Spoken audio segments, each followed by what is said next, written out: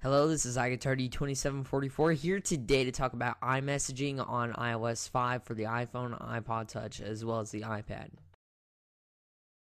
Simply by going into settings, scrolling down to messages, entering messages, you have the ability to turn off and on messaging, send receipts, receive at certain emails. You can actually turn in more than one. It shows your alerts as well as the repeat alert, which you can set how many times you want to repeat the alert. I'm going to go ahead and scroll over into my social folder, click on that and enter messages, which is the official application for messaging between iPhone, iPod Touch, and the iPad.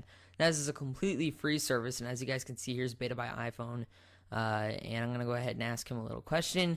There's no character limit, so as far as I know, you can type in as many characters as you want.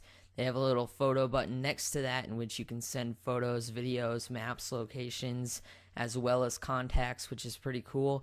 And I'm going to go ahead and send this so I can show you guys how fast it sends. Sends fairly quickly. It'll say waiting for delivery, and then it'll say delivered. Here is the organization for your messages. It says beta by iPhone and all of his contact there. And I'm going to go back into an application here, just show you the new notifications on iOS 5 really quickly. I'll go into more detail in a separate video, but I want to go ahead and show you guys how it works a little bit. There's the notification from him replying to my message.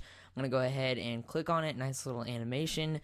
Going back into messaging here on my iPod Touch, also available on the iPhone and the iPad with iOS 5. When I first typed that message, he actually could see ... which will display in the left hand corner. By clicking edit, you're able to go through and delete messages as well as forward them to other people. You can have group conversations in messaging, which is pretty cool if you want to hang out with a group of people. And as you guys just saw that ... animation, you could actually see when he's typing.